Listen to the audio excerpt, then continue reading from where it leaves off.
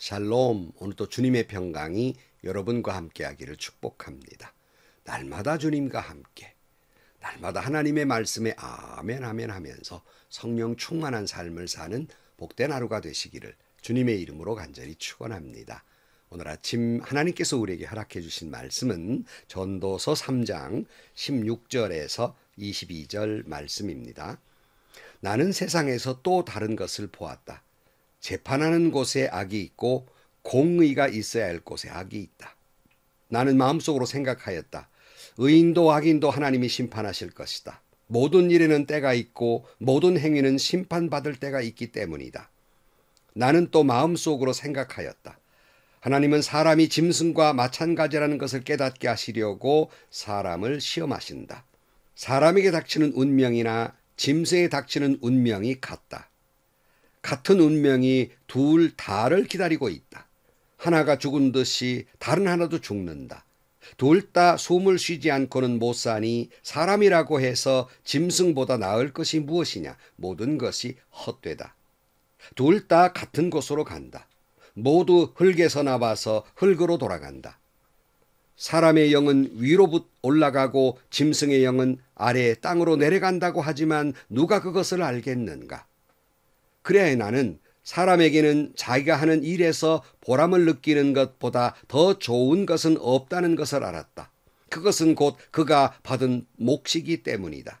사람이 죽은 다음에 그에게 일어나는 일들을 누가 그를 데리고 다니며 보여주겠는가?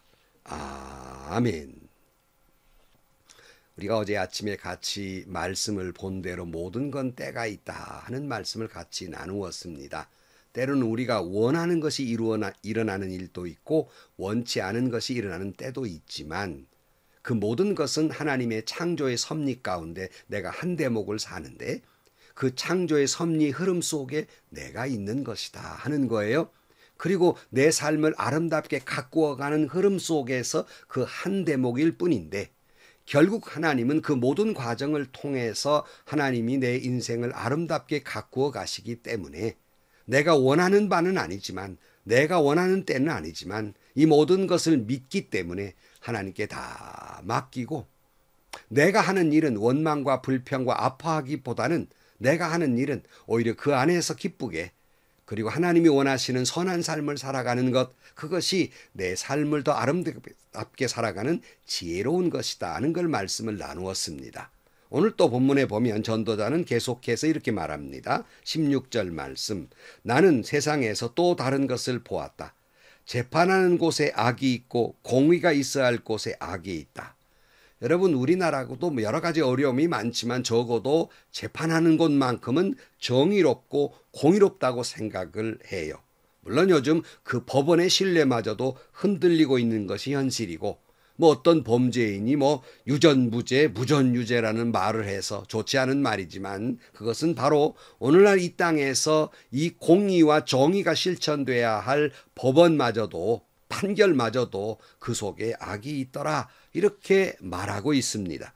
레위기 19장 15절 말씀에 재판할 때는 공정하지 못한 재판을 해서는 안 된다. 가난한 사람이라고 하여 두둔하거나 세력 있는 사람에게 편을 들어서는 안 된다. 이웃을 재판하는 때는 오로지 공정하게 해라 그랬어요. 그러니까 성경은 가난하다고 너무 봐주는 것도 안 좋고 또 너무 그것이 권력이 있다고 눈치를 봐오며 판단하는 안 된다. 정의롭게 하라 하는 말씀을 하는 걸로 보아서 이런 재판에도 악한 일들이 벌어짐을 알 수 있어요. 그래서 예수님께서도 말씀 가운데 불의한 재판관이라는 단어를 씁니다. 그러니까 재판관에도 이 불의한 재판관이 있어서 공의와 정의를 실현해야 될 재판정에서 악이 있는 것이 세상이다. 그러니까 이 말은 세상 어느 곳에 정의가 있겠느냐, 진정한 공의가 있겠느냐. 하나님 안에서만 정의와 공의가 있을 뿐 세상에서는 그런 정의와 공의가 없다 하는 말이에요. 전도자는 그래서 이렇게 말해요. 17절 말씀. 나는 마음속으로 생각하였다. 의인도 악인도 하나님이 심판하실 것이다. 모든 일에는 때가 있고 모든 행위는 심판받을 때가 있기 때문이다. 그랬어요. 그러니까 이 세상에는 악한 그런 재판을 하기 때문에 의인이 고통을 받잖아요.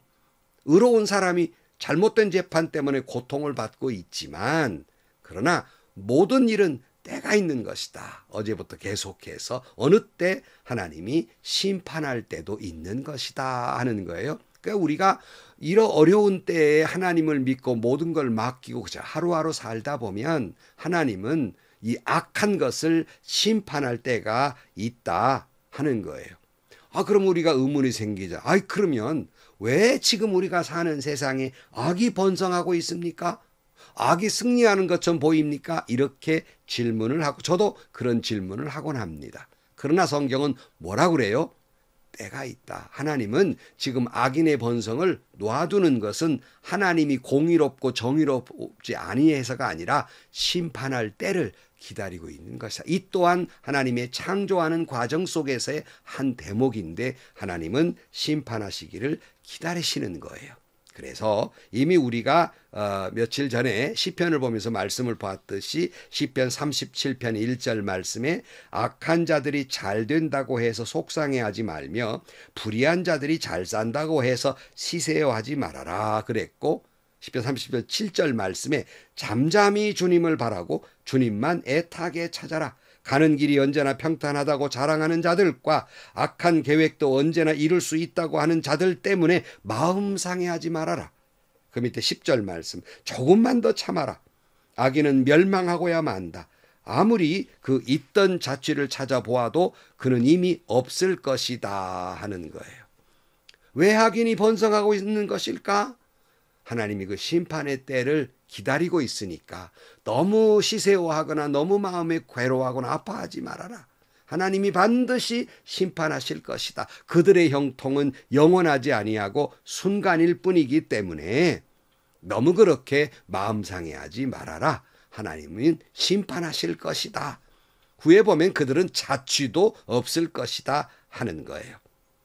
여러분, 우리의 믿음은 뭐예요? 결국 이 악인들은 망할 것이며 마지막 최후의 골은 의인의 승리일 것입니다. 그걸 믿으니까 하나님을 믿지. 그걸 안 믿는다면 뭐하러 하나님을 믿습니까? 의로운 사람, 하나님을 믿는 사람, 하나님의 사람들은 반드시 승리하게 될 것이고 악인은 반드시 망할 것입니다. 솔로몬은 그 자신이 잠언에도 이렇게 말하고 있어요. 잠언 24장 19절 말씀 행악자 때문에 분개하지도 말고 악인을 시기하지도 말아라. 행악자들에게는 장래가 없고 악인의 등불은 꺼지고야 만다. 결국 여러분 악한 사람들의 등불은 꺼질 것입니다. 번성하는 악일지라도 결국 하나님이 심판하실 것입니다. 다만 아직 하나님의 때가 아닐 뿐입니다. 너무 조바심 내거나 분개하거나 시기하지도 말 것입니다. 이 모든 건 뭐예요? 지난 시간에도 계속해서 하나님이 온 세상을 다스리시고 주관하신다는 거예요. 그걸 믿기 때문에 악인을 그냥 하나님은 봐 넘기지 않습니다. 내 생각에 하나님의 그 심판이 악인에 대한 심판이 늦게 여겨질지라도 하나님은 반드시 그 심판의 때가 무르익기를 기다리고 계시며 가장 알맞은 때에 심판하게 되실 것입니다. 본문으로 돌아가 18절 말씀. 그러니까 그런 허무한 세상 속에서 계속해서 18절 말씀. 나는 또 마음속으로 생각하였다. 하나님은 사람이 짐승과 마찬가지라는 것을 깨닫게 하시려고 사람을 시험하신다. 전도자는 갑자기 사람이 짐승과 같다 이렇게 말해요. 무엇이 다릅니까? 무엇이 같습니까? 19절 말씀. 사람에게 닥치는 운명이나 짐승에 닥치는 운명은 같다. 같은 운명이 둘 다를 기다리고 있다. 하나가 죽듯이 다른 하나도 죽는다. 둘 다 숨을 쉬지 않고는 못 사니 사람이라고 해서 짐승보다 나을 것이 무엇이냐? 모든 것이 헛되다. 둘 다 같은 곳으로 간다. 모두 흙에서 나와 흙으로 돌아간다. 사람이나 짐승이나 같다는 거예요. 이 허무한 인생에 세상마저 정의롭지 못해서 허무하게 느껴지고 또 짐승이나 사람이나 죽는 건 같을 때 죽음 앞에서 지난 시간에 봤잖아요. 다 허무를 느끼는 거예요. 여러분 뭐 죽는다는 관점에서 보면 사람이든 짐승이든 뭐가 다를 것이 있겠습니까? 그러나 전도자는 같다는 말을 강조하고자 하는 것이 아니라 다르다는 걸 강조하려고 하는 거예요.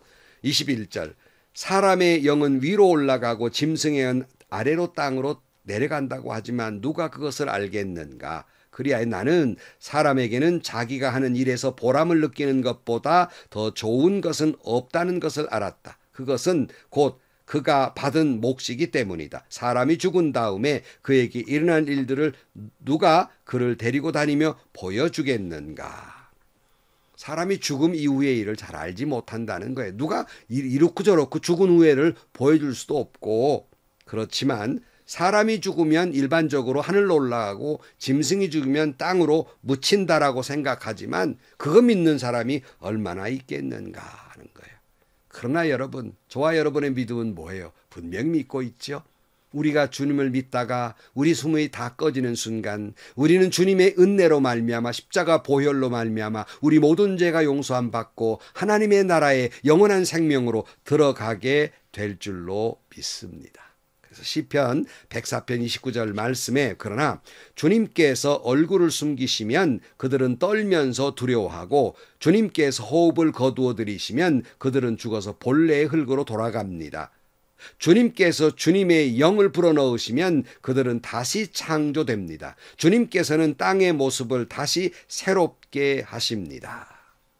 그러니까 우리는 영원한 생명을 얻게 되는데 사람과 짐승이 죽음이라는 건 같지만 인간이 다른 점이 뭐예요? 죽음과 죽음 이후에를 생각하며 사는 존재입니다. 그렇다면 죽는다는 공포 속에 살라는 말을 하고자 하는 것이 아닙니다.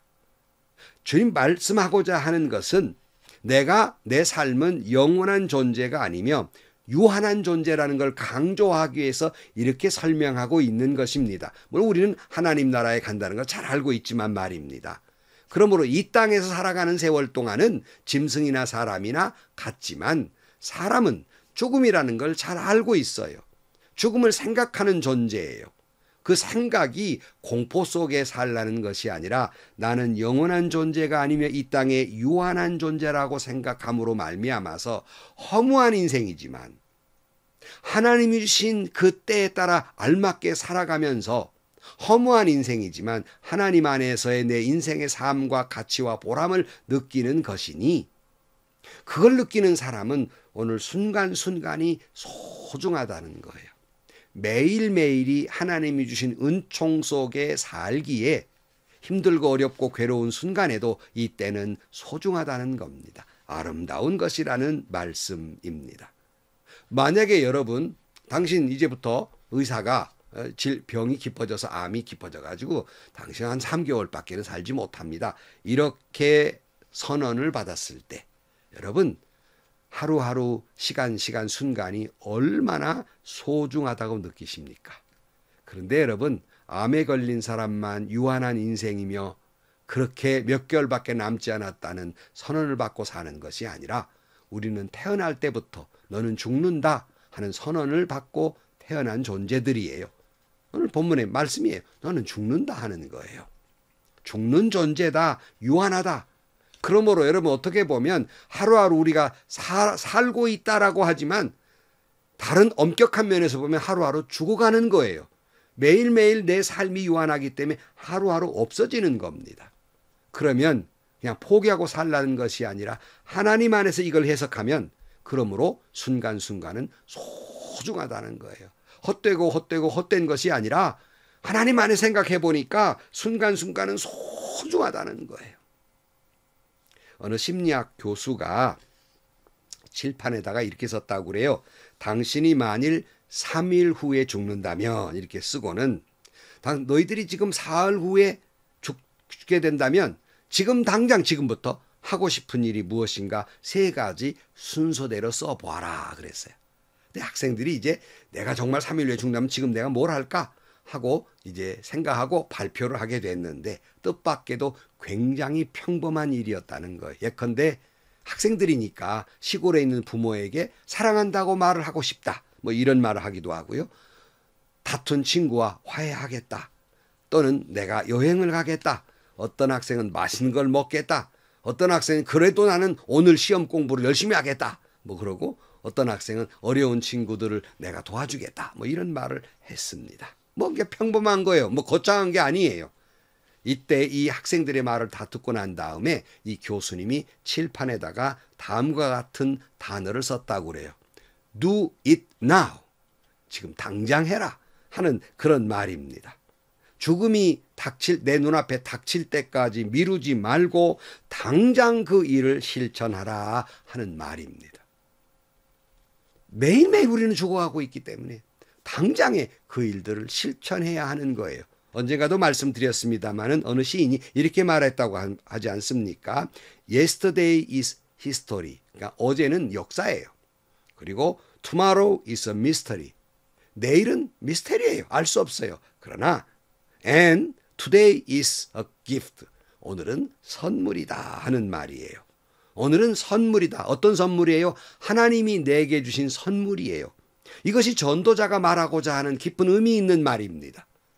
헛된 인생이 아니라 우리만 생각하면 헛되지만 세상만 보면 악이 횡행하는 헛된 세상이지만 그러나 하나님만이 생각해 보면 내 삶을 아름답게 가꾸어가는 그런 창조의 과정이기 때문에 그러므로 순간순간은 소중한 일이라는 말씀입니다. 사랑하는 성도 여러분, 그런 거로 우리는 이 말씀을 들으면서 내가 죽는 존재이지만은 내 생명도 언젠가는 끝나는 존재이지만은 그리고 세상은 악이 횡행하고 헛된 것일 뿐이라고 생각되지만 그러나 작은 일조차도 하나님이 내게 은총으로 주신 은혜였음을 깨닫는 사람은 하루하루 순간순간이 얼마나 소중하고 얼마나 행복하고 얼마나 기쁨이 넘치는 일인지 모른다는 겁니다. 성도 여러분, 오늘의 삶이 내게는 힘들고 어렵고 어떤 때는 괴롭지만 그것마저도 하나님이 내 삶을 아름답게 가꾸어가는 그런 섭리의 때임을 기억하고 모든 걸 주님께 맡기고 나는 그저 기쁘게 나는 그저 하나님이 살란 그 삶을 한껏 행복하게 살아가는 것이 진정한 지혜자의 삶이 아니겠습니까? 여러분, 그런 삶을 사는 여러분들이 되시기를 주님의 이름으로 간절히 축원합니다. 기도하시겠습니다. 하나님 아버지, 세상을 바라보면 살만 나지 않고 인생의 전 과정을 되돌아보면 허무한 것뿐이지만 그 모든 것들이 하나님이 내 삶을 아름답게 가꾸어가는 섭리라는 걸 깨달을 때 힘들고 괴로운 순간이 온다 할지라도 모든 걸 하나님께 다 맡기게 하시고 나는 그저 주님이 살라 하신 그 삶의 여정에서 순간순간을 하나님이 주신 선물로 생각하고 소중히 기쁘게 아름다운 일을 하며 살아가는 진정한 아름다운 인생, 지혜로운 인생이 되게 하여 주옵소서. 예수님의 이름으로 기도하옵나이다. 아멘. 성도 여러분, 다 때가 있다고 그랬잖아요. 웃을 때도 있고 울 때도 있고 기뻐할 때도 있고 괴로울 때도 있어요. 그러나 그것을 원망하고 불평하면서 살아갈 일이 아니라 그 모든 힘든 때도 하나님이 내 삶을 아름답게 가꾸어가는 과정이며 결국 하나님은 나를 승리하게 만드신다는 걸 믿을 때 우리는 다 하나님께 맡길 수 있잖아요.